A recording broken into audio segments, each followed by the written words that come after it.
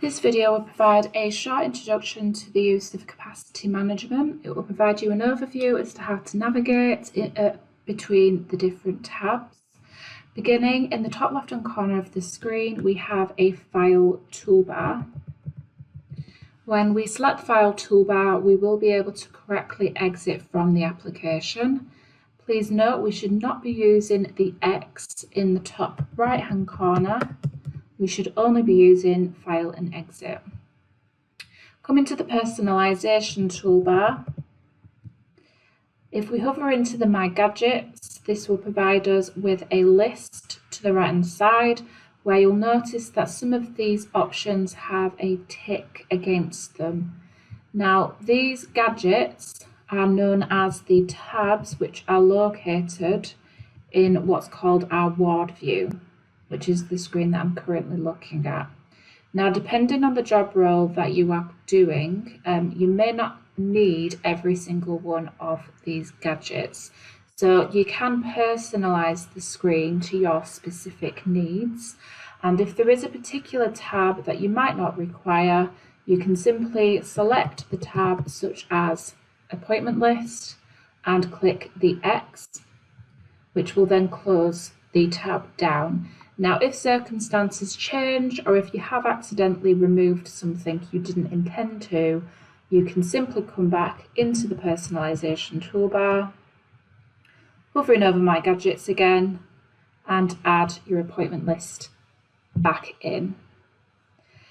Coming down, we then have three tabs: our ward view, capacity metrics, and dispatched jobs. Now, the ward view is the screen that I am currently looking at, so I will explain this in more detail in a second. Coming to capacity metrics, this will provide us an overview of a particular ward, whichever ward we are currently looking at in the system, where we can see things like the average length of stay, how many transfer jobs has been requested, custodial jobs such as whether we've requested an infection clean for that ward, transport jobs for the porters, and discharges.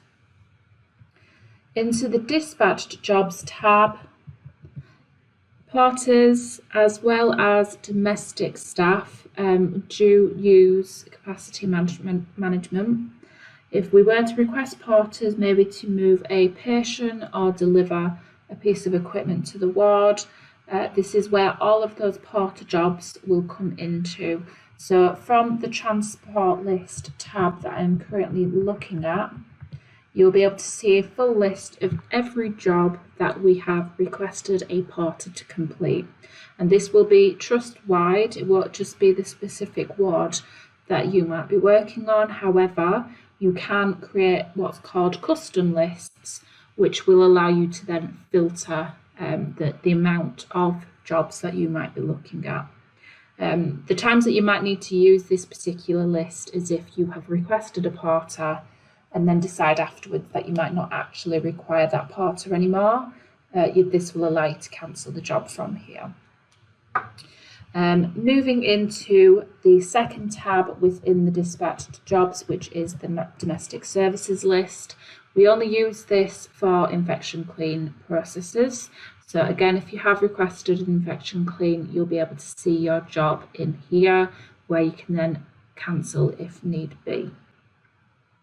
Coming back into the ward view now. The ward view, again, is where we can see all of the different tabs that we have available. It is in two screens, so we've got a screen at the top and a screen at the bottom. In the top screen, this tends to show an overview of the trust as a whole, the facility that we might be looking at, such as St Luke's Hospital or Bradford Royal Infirmary. In the bottom section of the screen, we will just see the specific ward that we want to see. Now, at the moment, I'm not able to view anything, and this is because it is the first time I've logged into capacity management. Now, when you do get your logins, if you're a complete new staff member to the trust, the first time you ever log into capacity management, this is what you will be looking at. And it is because you need to first tell the system which facility you want to be able to view such as St Luke's, BRI or Westwood Park, etc. So to do this, we are going to come to what I call the location bar, and it looks like a building icon, but when you hover over it, it will tell you to select a location. So I'm going to select that, and you can see the different facilities that we have available now. And I'm going to select the Bradford Royal Infirmary, which will then load up the tabs at the bottom, as you can see. Now, if I just come to the bed bar tab at the bottom of the screen, because I am just focused on Bradford Royal Infirmary as a whole, I am able to view every single ward within Bradford Royal Infirmary. Now, if, for example, you did just want to see a particular ward, then you can begin to filter this down further. But if you're a bed manager, for example, you might wish to keep this view as it is, so that you've got an overview of every ward within the hospital. But to filter this down, you have an arrow button located next to Bradford Royal Infirmary. As soon as you select that, if you had different buildings within Bradford Royal Infirmary, you'd be able to click between these. I am just going to select the main building. Now, of course, I am still looking at the hospital as a whole now, so I'm just going to come to the arrow that is now next to main building, which will then allow me to select which ward I wish to see. So I've selected Ward 9, which you can see down in the bed board. This is now the ward that the system is focused onto. Now, explaining the different tabs that we have and what these are all intended for, we have a pre-admit list tab. The pre-admit list is where your acute or non-elective admissions will show, but we might also see patients that might be coming from the GP direct. When the GP contacts the trust to advise that the patient is on the way in, we'll be able to take the minimum information for that patient and again pre-admit them in the pre-admit list, so we can see clearly who we are anticipating to arrive.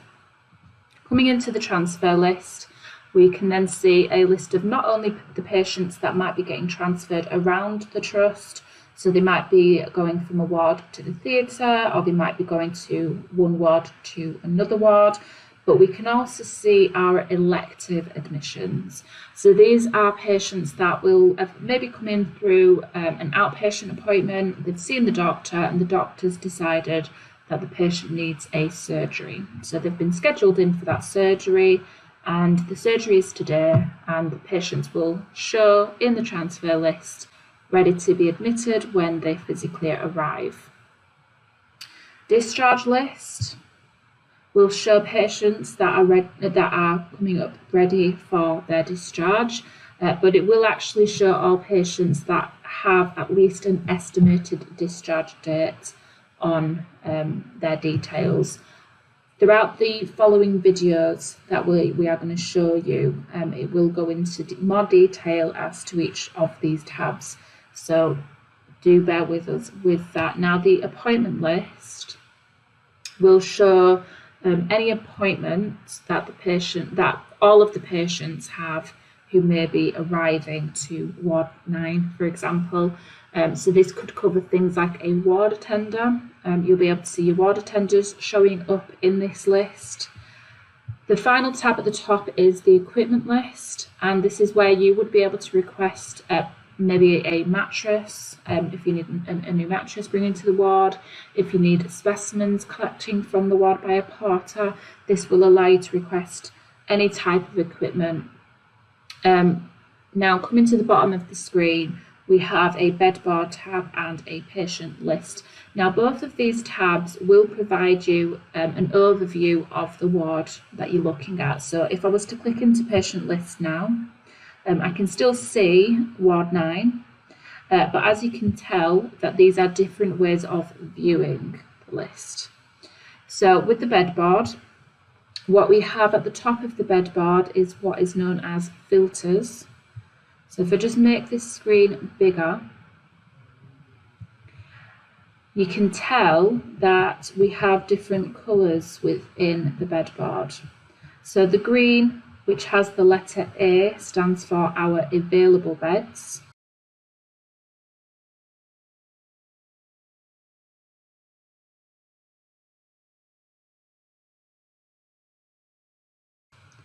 And you can see that we have 51 available beds on the ward currently. 5 of these are occupied, and if I actually click where it says occupied, it then allows me to filter ward 9 so that I am just looking at the occupied beds. I can clear these filters at any stage by clicking the clear button. An example where you might use these filters is if you are a bed manager and you just want to see which beds are available so that you can get patients into the locations, then you can select that filter to see that. The further filters are dirty, cleaning, blocked, out of service, held and reserved.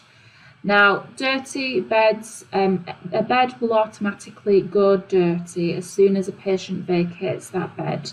So if we transferred a patient to theatres, for example, as soon as that bed is vacated within capacity management, the system will automatically flip that status to dirty. We can change these statuses at any stage by clicking the arrow on each bed, and you can see that we can change the status by selecting the new status. Out of service could be used for circumstances if the bed is missing, if the bed is broken. You would be able to change the status to out of service so that all staff, including bed managers, are aware that that is out of service.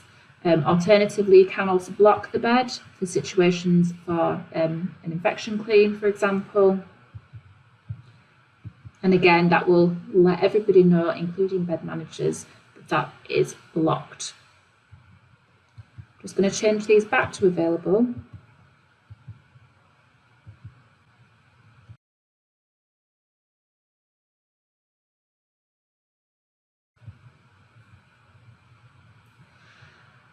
Coming down into the bed board, we've also got this patient list, which is a drop down. And this is another way of viewing the patients that we can see within the ward. If I was to click onto this patient, it will then highlight the patient and exactly where they are located currently within the ward. So this is an easy way of finding the patients. Now you might have noticed that for the occupied beds, even though we can see that they're occupied, we still are not able to see the patient's names unless we are looking and focused on the bed in the system. This is for information governance reasons. If we were looking at capacity management on a large screen located on the wards, then to protect the patient's information, their details will not be showing up on the list. We also have icons available. These are actions that you can do against a specific patient. So if I wanted to go into this patient's record, I can click onto the letter P and it will automatically take me into that patient's record. Now I'm not going to go through every one of these actions because again we are going to have further videos that go through all of this. So please go give them a watch if you'd like to learn more about these. But coming to the right hand side, we have a summary. Now when you click the summary, it simply makes the beds smaller. Now the intention of this, if I just clear my filters, is you can see that this particular ward is quite a large ward. So when you do have a detailed view, for example, you will have to scroll to be able to see every single bed. This can sometimes make it a little bit difficult to have a full view as to what's going on. So in some situations, you might prefer to view the summary of the ward to make it a little bit easier. Alternatively, you have a collapse ward option, and this will actually minimize all of the beds.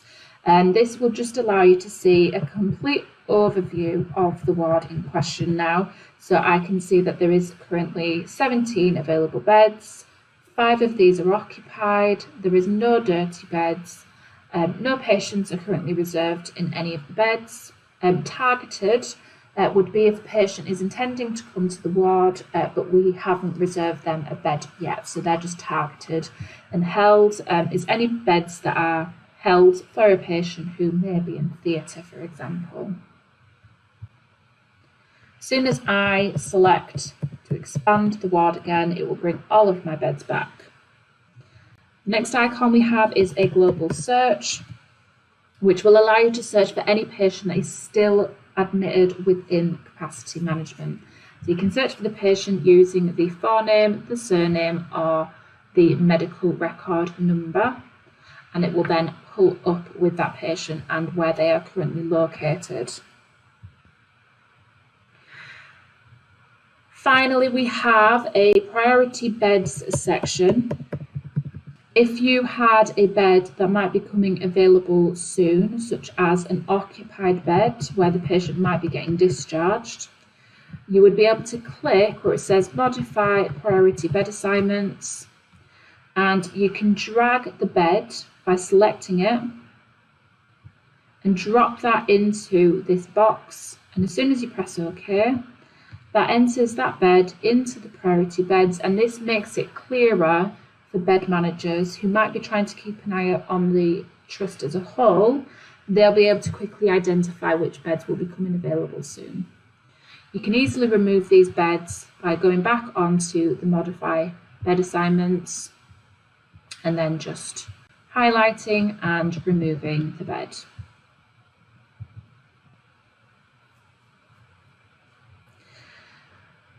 The final thing I'm going to show you is just the information against the beds themselves. So although you can see bed A, bed 4, bed A, bed 5, we do also have what's called attributes on the beds, and this notifies you if there is any specific attributes that you need to be aware of. So this particular bed has a privacy attribute, an infection attribute, and last days of life attribute. So if a patient had diarrhea, for example, they would probably go into this this double side room to be isolated.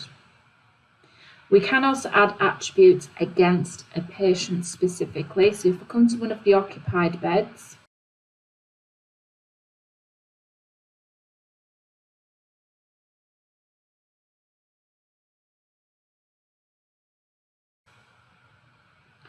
and click onto the action for the attribute,